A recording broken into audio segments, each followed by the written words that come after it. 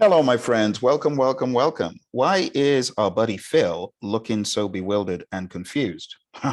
Well, I think the reason why Phil is looking confused is he's trying to get the language that was used to describe the coming of the seventh.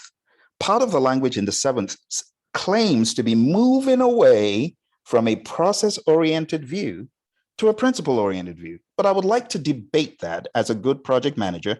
Let's debate all things debatable. And one of the things that I would like to debate is let's do away with the process of Scrum. Scrum has a very tight ship process. There are three and only three roles: product owner, Scrum master, and team.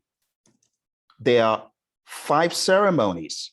There's sprint planning, there's the sprint, there's the daily Scrum, there's the retrospective, there's the sprint review, right? Now, imagine if I said, do away with all of this. You know what we should focus on? Let's not focus on the optional backlog refinement or daily. Let's move from that to the values. All right, there you go. There are your values: courage, focus, commitment, respect, openness. There you go. Let's see you make working product with that. Go on. There you go. Courage, focus, commitment, respect, openness. You see, the point I'm trying to make here is it is a senseless and baseless claim to say you're moving away from a process focus to a principle focus, because principles without process is not very effective, is it? And that's why our buddy Phil looks so confused. He's like, where is this talk coming from?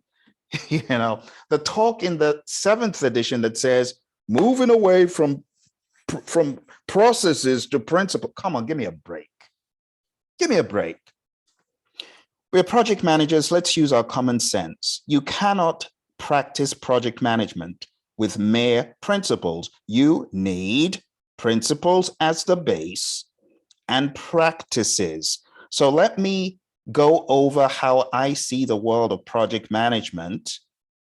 Whether you are in the world of agile or you're in the world of predictive, these things are like the laws of physics as set down by the pioneers. I'm talking about the PDCA cycle. Let's go through it very quick. Okay. You initiate whatever you're doing, you plan it, you execute it, you monitor and control it, and you close it. Whether you are in the world of agile or you're in the world of predictive, it makes no difference. It makes no difference. You are going to have authorization. You don't just start working on stuff. The business unit will shut you down. So whether you're in agile or you're in predictive, you must initiate, you must plan. I mean, we plan more than we ever do in the world of agile. We plan in an iterative fashion. This doesn't go away. We execute. That's why the sprint is looked at as a container for us to get work done. And monitoring and controlling, are you kidding? That's what we do daily.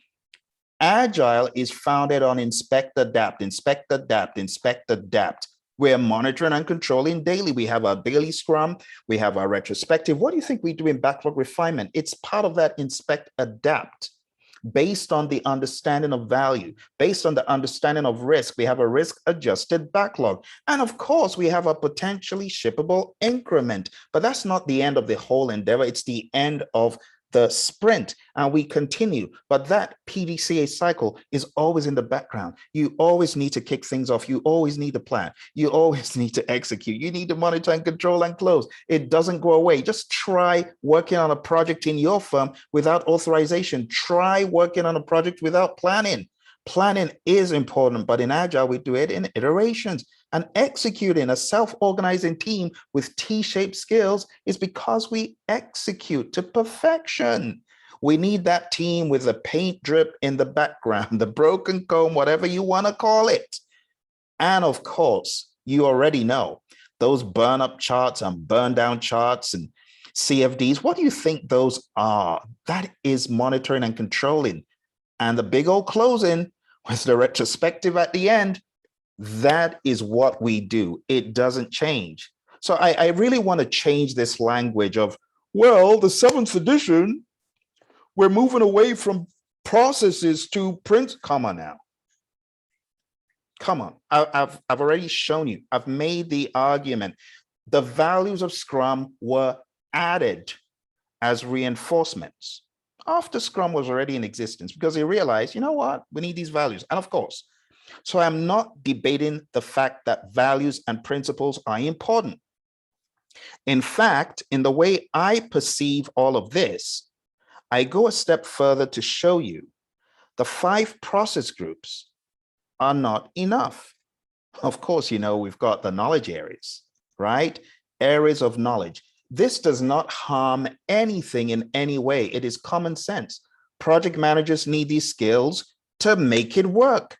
How, after myriads and myriads of years, do we finally get to 2021? And some said, you know what, those knowledge areas, they don't do us much good. Come on, use your common sense. These are areas of knowledge. That's all. They aren't harming anyone or anything. And that's why page 25 can still be found in Standards Plus. That's why. Now, let's go a step further and let me show you how I perceive this entire model. I perceive the model as being one that rests on the understanding of the principles. The 12 principles, they're not bad principles at all. You know, now, I will say that the domains are just needless additions. The domains muddy the waters, in my opinion. The domains added, I like the fact that they are concise and they're compact, but for a beginner, they're going to find it hard. They're going to find it hard to understand how everything overlaps. For example, project work in my mind is executing. Measurement in my mind is monitoring and controlling, part of monitoring and controlling. So these domains in my mind, they are not fine additions that we need. They give us more work to do as trainers and coaches and educators, right? And as practitioners, it doesn't help us compartmentalize stuff well. It's all over the place. But the part that I absolutely agree is at the base is the principles. So I absolutely agree. Principles, which by the way, are founded on the values in the PMI Code of Ethics. It makes sense. It makes sense to look at it as the base. Okay. But to say we're moving away from a process-based look to principle, give me a break. That makes absolutely no sense. It's like, we're moving away from eating to drinking. You need both, all right? So finally, I see the world that has been created in the process groups, the knowledge areas, even these principles. I see this as fitting very nicely into the container from our friends. If you go to the agilemanifesto.org site, you can take a look at the 4 values and the 12 principles. And in my mind, I see those as a bigger container that we can fit all of this other stuff in. All right, that's my perspective. That is how I perceive the world of project management. And that is how I break it down for my students. I thought this might help you think about it in a different way. Challenge the status quo. Don't just accept any old thing you're given, even the stuff I'm telling you. Use your brain and say, okay, Phil, and I agree with this part I don't agree with, and that's okay. We agree to disagree. We agree respectfully, and we get to a better result, a better solution. So for folks who are saying, well, this is what the guide says, come on now. You're a PMP, okay? You are meant to be in the Kaizen mindset, improvement.